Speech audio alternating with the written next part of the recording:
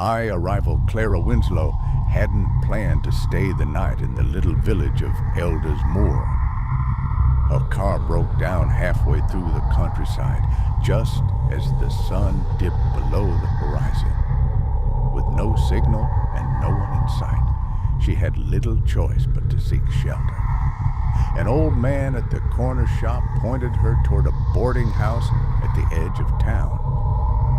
"Miss Elspeth still takes in travelers," he mumbled, "but don't ask about the third-floor room, and if you hear knocking, ignore it." Clara thought it strange, but exhaustion dulled her caution. The boarding house was a tall, narrow Victorian thing, sagging slightly to one side, as though tired of standing. Elspeth, the landlady, greeted her with a knowing smile. Her eyes were pale, almost cloudy, and her voice was like parchment. "Room 2's yours. No key needed. Bathrooms down the hall. Breakfast at dawn." Then, as Clara turned to climb the stairs, Elspeth added, almost too softly to hear, "Don't answer the door after midnight." Second unease room. 2 was small but warm. The wallpaper peeled in the corners, and the radiator clanked like an old beast. Still, it felt safe enough. Clara set her bag down, plugged in her phone, still no service, and sat by the window, staring out at the fog rolling through Elders Moor.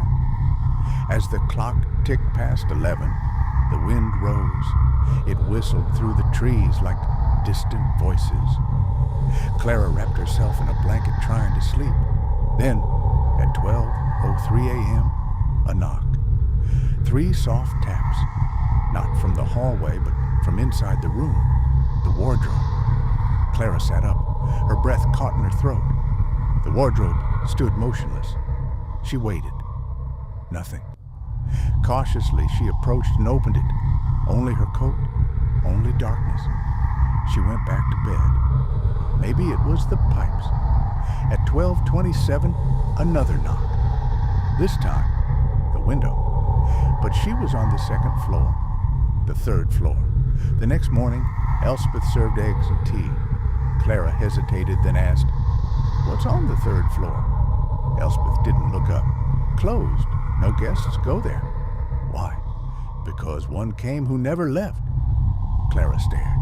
"You mean they died?" Elspeth gave a slow, sad smile. "Not quite." Later that day, as the mechanic worked on her car, Clara wandered back inside. Curiosity grew heavier than caution. She climbed the stairs. First floor, second, then the landing of the third. Dust hung thick in the air. The wallpaper had blackened in patches. One door stood open. Room 6.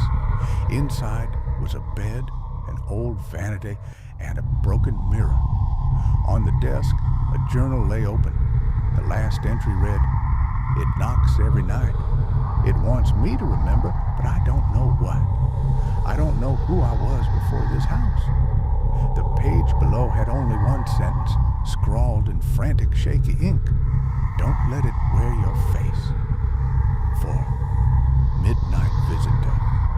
That night, Clara locked her door, though Elspeth said it wasn't needed. She lay awake, heart beating against the silence. The air had grown thick. The radiator had stopped clanking. 12 a.m. Silence. 12:08. The first knock. This time, it came from the door. 3 slow taps. Clara didn't move. Another knock. More forceful. She got up, leaned close without opening. "Who's there?" Silence. Then, her own voice. "It's me." Her blood froze. Another whisper from under the door.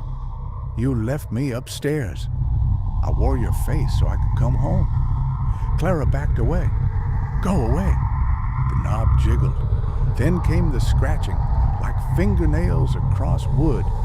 She grabbed her bag, heart racing, and threw open the window. Wind blasted in, carrying the smell of smoke and flowers. Below, the fog. No choice. She climbed out onto the ledge and down the trellis. As she fled into the night, she saw the window of room 6. A figure stood there. It looked just like her, and it smiled. V. Aftermath. Clara never returned to Elders Moor.